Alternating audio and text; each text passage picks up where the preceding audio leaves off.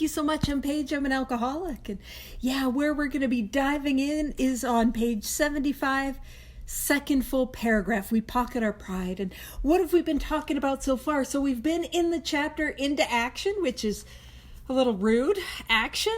What do you mean? I got to take action in this program of action? You're asking so much of me. But then, as we dove into the chapter Into Action, we're right in the middle of talking about step 5. And the first thing we spoke about was, why do I got to do one? Because who wants to do one? That is not something that is natural, that is intuitive. Yeah, I'm just going to get real honest. No, thank you. So we spoke about why we have to do it. And then we spoke about who we can take our 5th step to. And essentially, who can we do it with? And if you guys remember, we went over to page 96 and we saw, hey, the first person that we can consider to do our 5th step with would be our sponsor. That's the first person to consider, and gave us some other options.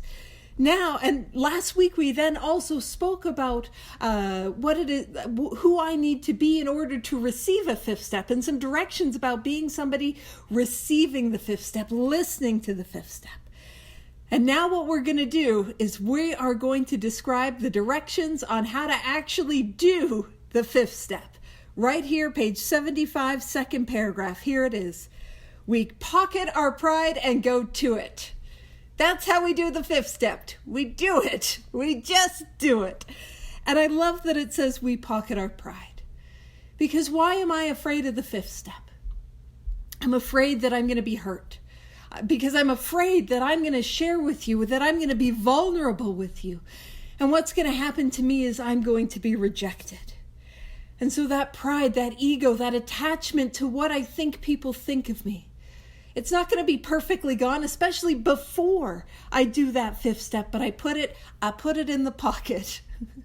And it's that idea that, like in Alcoholics Anonymous, when we talk about willingness, I think sometimes, I know for me, I'm a real literal thinker.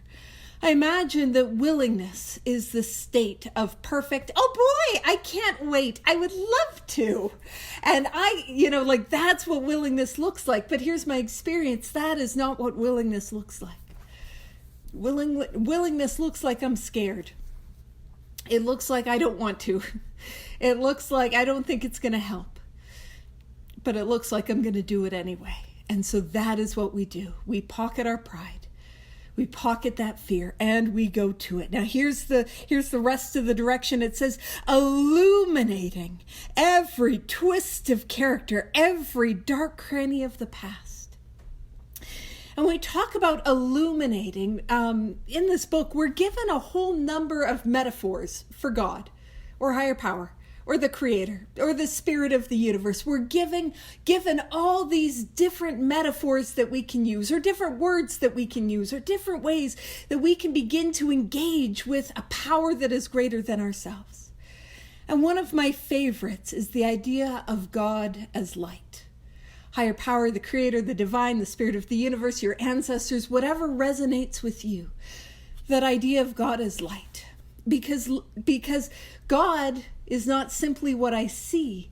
God is also the way in which I see. Just like light is not simply what I see, light is also the way in which I see. And what I mean by that is I've got a room, I'm in a basement, to the right of me, there's no windows, and the light is off. And if I go into that room, it's almost pitch dark. And what happens is if I go and I turn on that light, everything in that room changes. And yet nothing in that room has changed. And that's what happens with my life. And that's what happens through this step 4 through 9 process. And if you're not sure what I'm talking about, what I mean is that, when I take this inventory and I share it with another human being and a power greater than myself, what happens is that everything changes and yet nothing has changed. And I use this metaphor a lot, but it's my family got better. Family didn't change. Childhood got better. Childhood didn't change. Spouse started to behave better. We'll have to ask Kathy about Brian.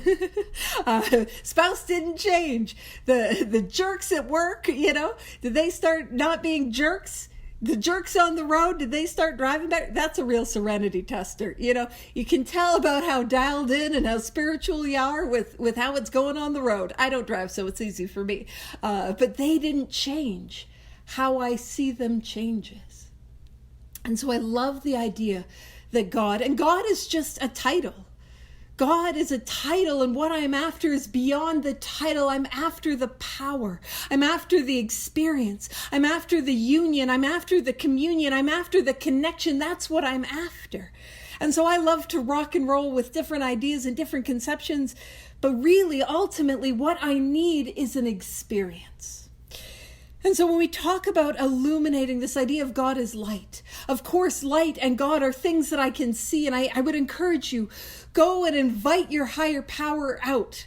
Go invite God and go wherever you got to go and watch for your higher power. And I promise you will see it. You will find it. You will have these glimpses.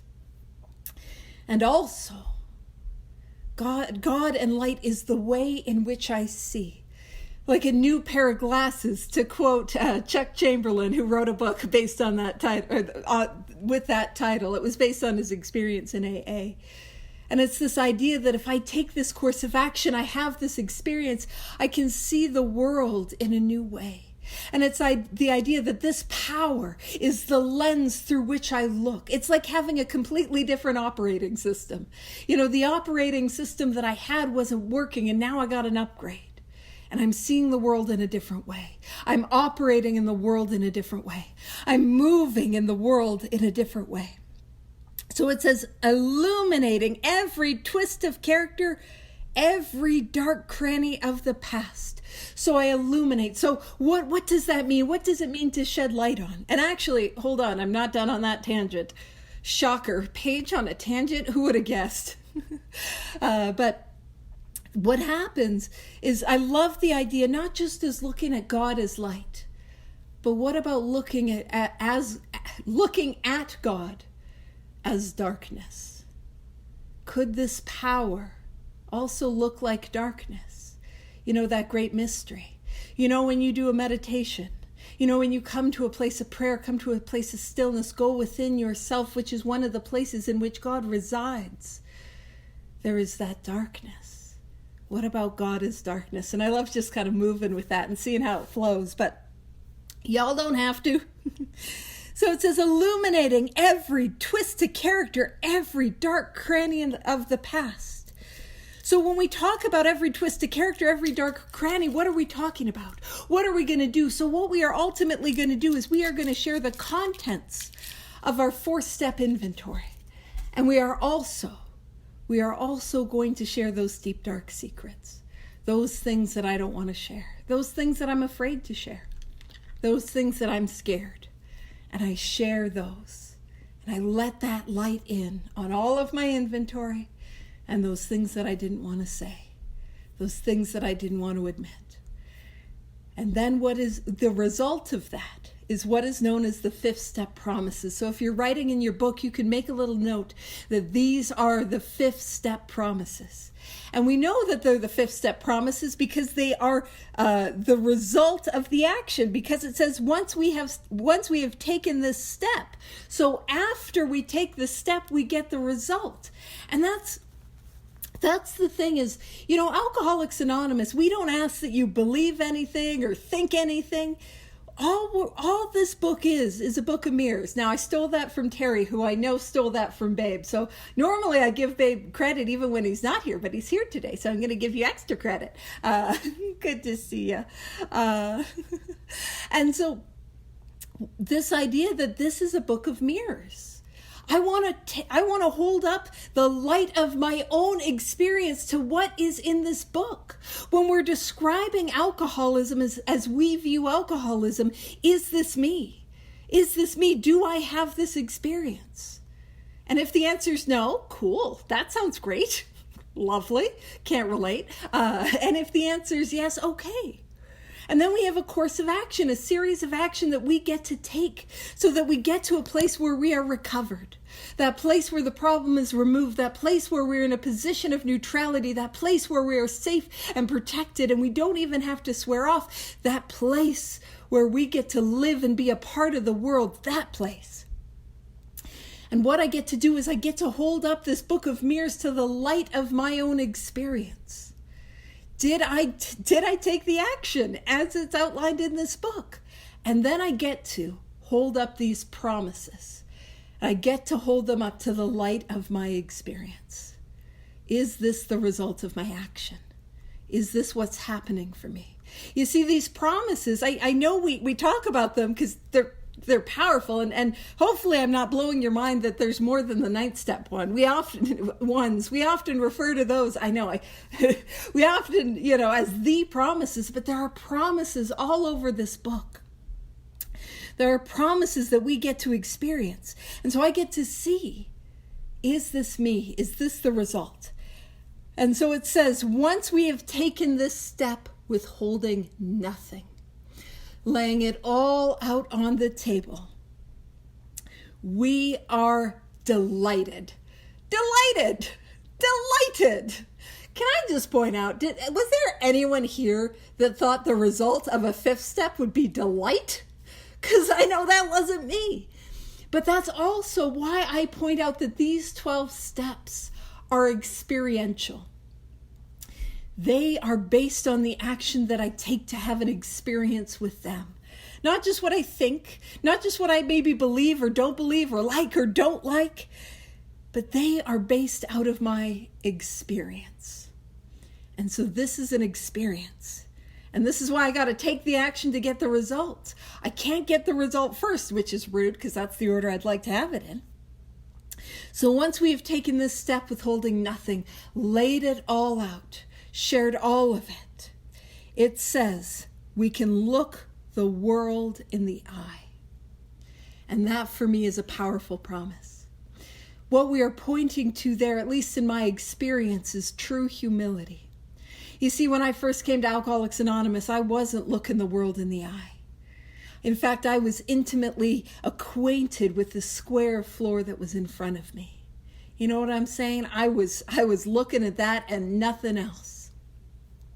And when we talk about humility, that ability to look the world in the eye, that is humility. That is true humility. And what humility is to know that I am equal, that I'm no better than you, that I am no worse than you, and that I am dependent on a power greater than myself. And that's just for me.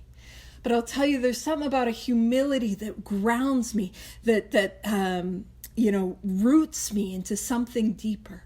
That is what humility is. So the result of taking the 5th step is that I get to experience humility, not being humbled. Well, yeah, being humbled, but not being humiliated, but I get to experience humility. And if you guys remember, I can't remember if it was 2 weeks ago when we were talking about the Missy Elliott promises, where we flip down, flip it, and reverse it. In those, it was talking about how we will experience humility. So that is the result if I'm able to do this. Look the world in the eye. It goes on to say, we can be alone at perfect peace and ease. And I talk about this. I have a series of talks that I do where, because I do big book bounce arounds because I got real bored of just sharing my story over and over again. And I'm like, I'm going to bounce around this book a whole bunch. I'm going to have a cool little experience with this thing. And so I looked at all the threads of loneliness that is in this book. And you see, when I got here, I thought loneliness meant, there weren't other people around. I thought it meant a sense of separation from others. But I came to realize that that is not what loneliness is. You see, I don't know about you, but I have felt absolutely lonely and alone in a stadium full of other people. And I don't know about you, I have felt absolutely lonely and alone. Heck, in a room of Alcoholics Anonymous. And I don't know about you, I felt lonely and alone in the middle of a relationship. And I have felt lonely and alone in the middle of an act of intimacy. And so what that tells me is that loneliness is not really to do with separation from others, but loneliness has everything to do with the sense of separateness from God. Higher power, the creator, the spirit, the ancestors, the divine, whatever resonates for you. That, a sense of separateness from something that is greater than me. And that's what we treat. That's what we treat in Alcoholics Anonymous. We treat that. Now, that is a part of the human condition. There are non-alcoholics who have that. There are non-alcoholics who feel that way. But that's what we treat. And if you're like, I don't know, Paige, I think you're making things up. And I think it's quite clear I don't have the energy to make things up today. Listen, nothing's getting pulled out of nowhere. I don't got energy for that. But we can, again, don't take my word for it. If the result of the fifth step is that I can be alone at perfect peace and ease, that tells me I'm beginning to treat that loneliness. That tells me I'm beginning to have that spiritual awakening. I'm beginning to have that spiritual experience. Because, man, there is no worse place for me to be than alone. If you've ever heard that saying, your mind's a dark place, don't go there alone.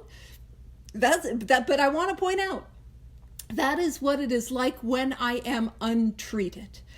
When my illness is untreated. I don't have to live there. I don't need a little cognitive tour guide or, well, I do need a spiritual tour guide, and that is who my sponsor is. So if you're sponsoring and you're like, I don't like being called sponsor, I want a different name. You can see how tour guide floats the boat, but I don't think they're gonna, and if you want to call your sponsor a tour guide, that might not work either. But I think it's funny. So you do you, because that's how we're rocking and rolling today. So it goes on to say, we can be alone at perfect peace and ease. Our fears fall from us. Our fears fall from us. And that is powerful. And here's my experience. When my fears have fallen from me, what that means is I know I didn't do it. I know I didn't do it. I took action I was afraid of, and I got the result. And what I've found is it is this power that takes from me. It is this power that frees me from these things. And we'll talk more about this when we get into 6 and 7, but I know what it's like to physically feel the defects of character fall away. And it's something that I wasn't able to do on my own. Now, I know you guys are very well-adjusted alcoholics, but your girl, she is not. And have you ever tried to overcome your fear on your own? I just ruminate. I know you guys don't. I ruminate. And that fear starts growing, and that fear starts spinning, and it gets bigger and bigger and bigger and bigger and bigger. And I thought my way into an absolute explosion and implosion at the same time. So all I'm saying is, for me, that doesn't work. And so I need a solution. I need something to get free from this fear. So our fears fall from us. We begin, and I want to point out begin, because this is a way of life. For me, I need to continue to grow spiritually. I need to continue to grow, to seek, to have new experiences, but this is the beginning. If I have alcoholism, I can't stop here. I need to continue to grow, to seek. So it says we begin to feel the nearness of our Creator. And you see, what started at step 2, where all of us start, or most of us start, was with the idea, okay, maybe. I've got nothing else. Step 1 kicked my butt. Well, alcoholism kicked my butt, and step 1 shone a light on it. And that step 2 is maybe. Maybe there is a power greater than myself. You guys seem to have found something that is working in your life. Maybe there's something. And many of us start with this conception, an idea of a power that's an over there idea of God. You know what I mean? Like a far away, has no interest in me, and if this power has interest, surely quite judgmental, that sort of thing. This far away, remote, removed idea of a power beyond ourselves. But what we're saying is when we talk about, we begin to feel the nearness of our Creator. This is an intimate power. This is a power that is moving in the here and now. Some language that I like to use, and if it doesn't resonate with you, don't use it. But the idea that this power is as close to me as my own breath. That I can never be separated from this power. I have a sense of separation from this power when I get here, but I can never truly be separated from this power. This nearness. So we're going from an over there, far distant, probably judgmental because we're afraid and punitive and angry and, maybe a God that was imposed on us that, isn't something that, that might have even been traumatic how it was imposed on us. That's not what we get to find here. What we find here through experience is a God of love. A God of care, a God of compassion, a God that is here and present and moving. That is as close to me as my own breath. That's what I get to experience. I have to do a fifth step to begin to experience, though. Road. Wouldn't it be easy if I could just start with that? All right. So we begin to feel the nearness of our Creator. It says we may have had certain spiritual beliefs, but now we begin to have a spiritual experience. So for us, for those that have alcoholism, as it is outlined in this book, a belief is not enough to keep me sober.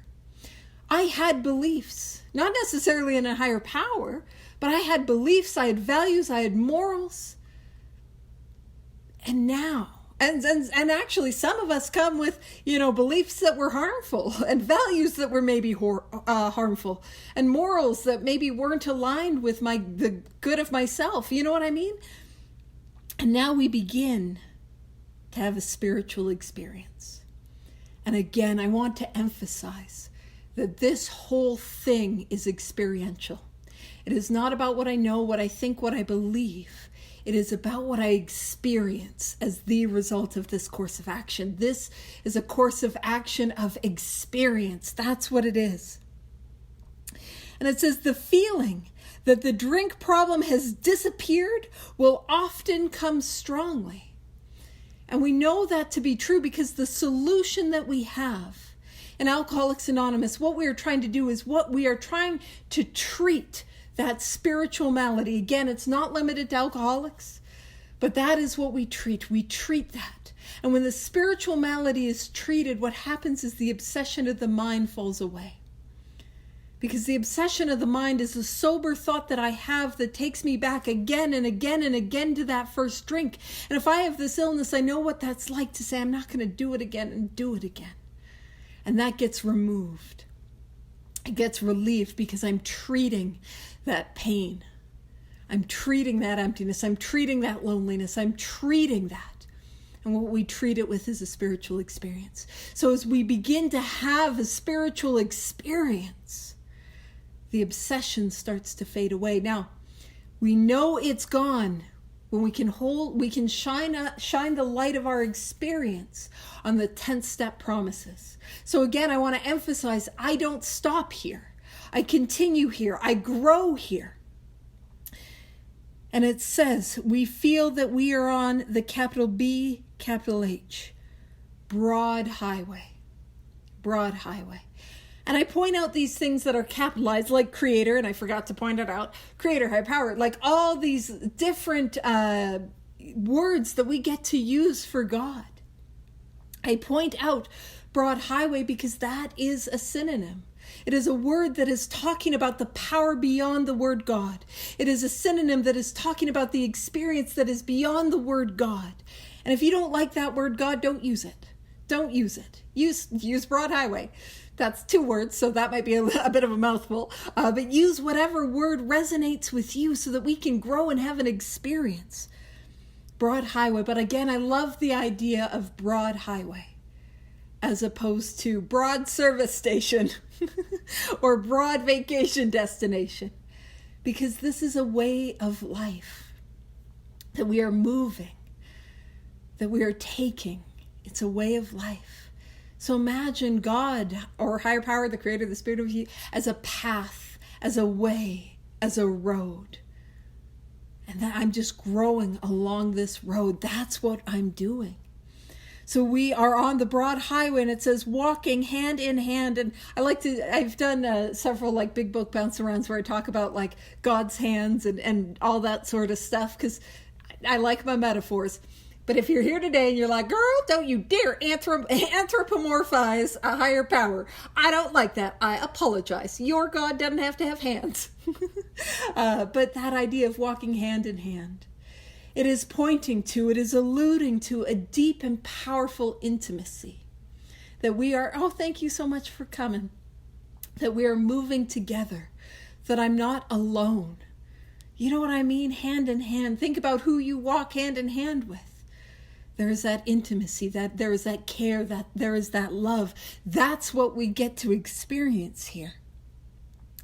So it says we feel we are on the broad highway walking hand in hand with the capital S, capital U, Spirit of the universe. Again, another synonym for this power. And those are the fifth step promises. Those are the results. And that's like, man, that is powerful. And it's not just an idea. It is not just a theory. Again, it is our experience. Hold this up to the light of our experience. Was I beginning to feel this? Was I beginning to change? Was I beginning to shift? Was I delighted? Was I beginning to have that experience? And then what follows is the directions for the quiet hour. And the quiet hour is such an important part of this. I don't know. I think it often sort of gets missed. I know I'll tell you guys the story. I missed my first quiet hour. So I did my first ever fifth step with my first ever sponsor. And unfortunately, we had to do it over 2 weeks, like with a week in between. And that was very tough. And that was very painful. And I did not like it. It was not good. But after I finished my fifth step, I wasn't living in the fifth step promises. And what was growing within me was this feeling of like, oh no, I'm bad. I'm awful. I'm the biggest piece of garbage. Like that was starting to grow within me. And I was not given the direction of the quiet hour. And that's what we're going to read and talk about in a bit. And so what I did was I did what I thought the right thing to do was I call my sponsor. So I give my sponsor a call and I ring her up and I'm like, hey, I'm feeling really overwhelmed. I think I'm a piece of garbage. What do I do? And my sponsor at the time said, pray about it. Okay. And so I began to pray, like, help me. I don't even remember what the prayers I said. Wasn't the 7-step one. Again, I didn't have the direction that I didn't have what I didn't have. I didn't know what I didn't know. And my sponsor didn't know what she didn't know. She didn't know. And so what happened is, I'm praying and, I go and I'm going to go visit a friend's house and I get out of the car and I slam my pinky finger in the car door. Now, there are some of you had the right response, which is yikes, and like empathy. Some of you, sociopaths, I'm just kidding, we're thinking, how wonderful, unanswered prayer. You slammed your finger in the car door. I bet you weren't thinking about what a piece of garbage you were. I got some news for you. Your girl, she can multitask. Did you know it is completely possible for me to think of 2 things at the same time? I am able to think about how much I suck and how much my finger hurts at the same time. So that, I promise, was not a solution. So it goes on to say, returning home. So this is why I'm a big proponent of the quiet hour. And I'll talk a lot about the different ways I've done it and the experiences I've had with it. But it really is the pressure relief valve. It takes the 5th step and it moves it into more action. And I will say, hey, returning home, we find a place where we can quiet for an hour. We got a whole hour break in the chapter into action. Hey, that's not bad. A whole hour. It's like a little rest stop, a spiritual rest stop. So what I want to emphasize is that it says we find a place where we can be quiet for an hour. An hour. That is 60 minutes. I don't know how many seconds. That's not math that I am capable of doing. But a full 60 minutes, that's what we're doing. And that is important. It says, carefully reviewing what we have done. So what are we doing in this quiet hour? Ultimately, what we're doing is a meditative or contemplative review of the work that we've done so far. And then it says, we thank God. Now, I point out that any time in this book it says we ask, that is a prayer. But I think, I'm not going out on a limb too far when we got it. 3,600 seconds is in an hour. That's not bad.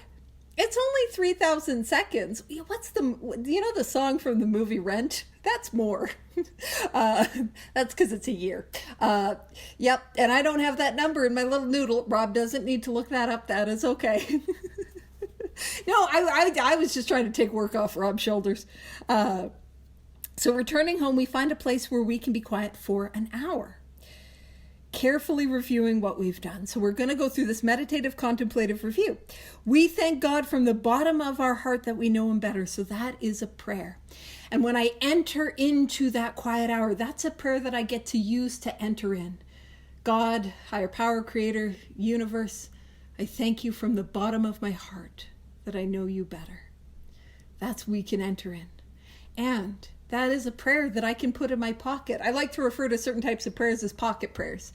Prayers that are, easy to say, you can pull them out of your pocket. I thank you from the bottom of my heart that I know you better. And that's what the purpose of these 12 steps is, to get to experience this power, to build that relationship with this power. If relationship doesn't jive with you, that's okay. But to bring about that transformation from the inside out. So we thank that power because it's beginning to happen for us. It says, taking this book down from our shelves, we turn to the page which contains the 12 steps. Now, I'm not so pedantic that I make sponsees go put their book up on a shelf and then take it back down. I know that there are people that do that. And I do have literal thinking. I really do. It's not that literal. We're okay. It's not that literal. So we take this book down from the shelf and we turn to the page which contains the 12 steps. So what we're going to do when we do our meditative review is we are going to turn to page 59.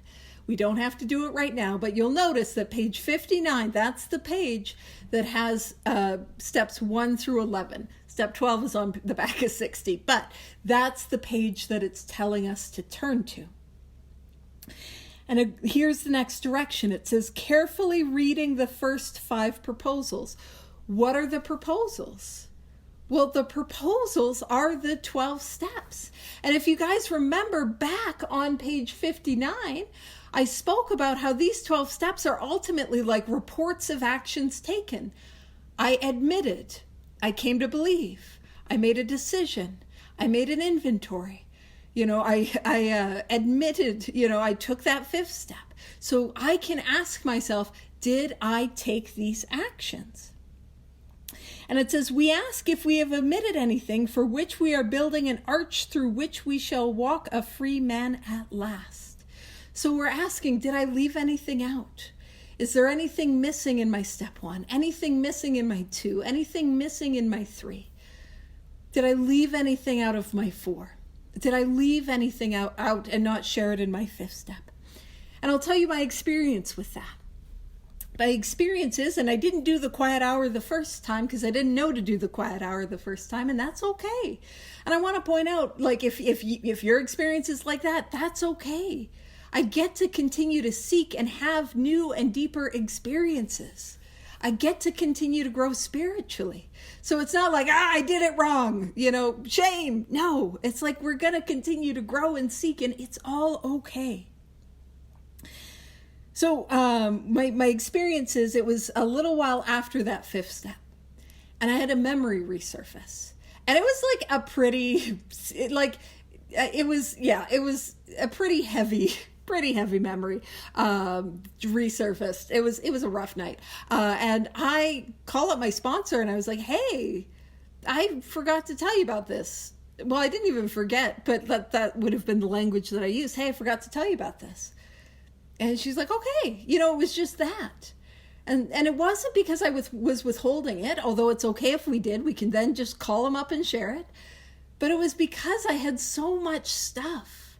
And I had begun to have a look at so much stuff and clear away so much stuff. It made sense that this thing that was like, yeah, of course I would forget about it. Of course. And so, what do we do? If we left something off on purpose, what do we do if something pops up? What happens? Why don't we just call our sponsor and tell them, Why don't we just do that? I know we want to overcomplicate it. Let's just do that. And so that's what, if there's something that was missed, something I left off and it pops up, okay, let's just take it to our sponsor. Or let's just take it to whoever received our fifth step. So it says, we asked if we have omitted anything, for we are building an arch through which we shall walk a free man at last. And there's this beautiful metaphor of this archway. We're trying to build this pathway, this road to freedom. Again, I really emphasize that it is a way of life, because that's what my experience has been. I can't have a set it and forget it program. What I need to have is a way of life where I'm continuing to grow and to seek and to develop. And so it says, is our work solid so far? Are the stones properly in place? So is the work solid, or is it a little rickety? Are the stones properly in place? Is my spiritual masonry not, is it collapsing? Like, you know what I mean? How's it going? Have we skimped on the cement put into the foundation? And if your foundation is does not have cement, it is going to topple. Have we tried to make mortar without sand? And to make mortar without sand, it'll have no stick. It'll just slop apart, it's not going to hold. And so I'm asking myself, was I cutting corners? Was I trying to just skimp over things? Or was I as fearless and thorough and honest as I could be in this work up to this point? Is that my experience? And that's what we're looking at. Now, there's a couple ways in which I can do a quiet hour. And I've done them a whole number of different ways. But one of the things that I want to point out is in an hour, there are 60 minutes, which is 6 increments of 10. So one of the ways, for those that really like things organized, one of the ways that one can do a quiet hour is to set an alarm that goes off every 10 minutes. And you can spend 10 minutes on your first step, 10 minutes on step 2, 10 minutes on step 3, 10 minutes on step 4, 10 minutes on step 5. And I will be honest, there is not a quiet hour that I have ever taken in my life where the 6th step hasn't just made its way in. So I know I'm doing it wrong. 10 minutes on step 6. And I can do it that way. But also, I want to point something else out. It says, we ask if we have omitted anything. And again, any time in this book it says we ask, that can also be a prayer. And so what I can do is I can spend some of that time asking myself, okay, Paige, did I leave anything? I actually really don't. Okay, Paige, I don't talk like that. I don't talk to myself in, third person. How's it going today, Pager? That's not how I do. But if you want to, you can. It'd be weird if you said, how's it going, Paige? And you were just by yourself, but no problem. I don't mind. But I'm asking myself, but I can also ask God. And this is why I referred to this as a meditative or contemplative period of time, because I can ask and just listen and see if anything pops up. And I will say one of the advantages of doing the quiet hour with 10 minutes at a time. Now, if you want to get real, like organized, you could do 5 minutes. I'm going to sit and think for 5 minutes, and I'm going to sit and ask God for 5 minutes, so it's 5, which makes 10 on each step. I hope that math made sense. Breaking down the 10 to 2 chunks of 5, I have not been feeling well. So if it doesn't make sense, ask Brian. He loves to do math. I don't think that's true. I'm just throwing him under a bus because I think it's funny. But I can sit and I can ask myself these things, and I can sit and I can ask God. And the value of spending 10 minutes on each step, and that's something I've done before, is that I sometimes spend more time than I necessarily would. I spend a bit more time on step 1 or maybe step 2. Because step 2 is, can I just believe that there's a power? But if I sit with it a little bit longer, there's some stuff that can emerge. So that can be the value in it. Now, for our chaos monsters, which is me, I prefer to just set a timer for the full hour and just move internally and see where it goes and see what happens. And I like to do it that way. And I don't mean for this I don't mean for this to rhyme, and I don't mean for this to sound like a TV show that was on at like Sunday mornings on basic television. But there's power in the hour, doesn't it sound like a religious televangelist show, the power hour, but there is power in this hour. There is power. And it prepares me. Again, for me, I'm flawed. My 6th step always makes it into the quiet hour. And when I work with sponsees, I write what I hear them say their defects of character are. And I write what I hear them say their sex ideal is. And I give it to them because I don't need it. I don't need their defects, and I give it to them. And what happens is, then they have that to take in their quiet hour. And that quiet hour often helps prime that willingness and build and grow that willingness for these things to be removed. And that has been my experience.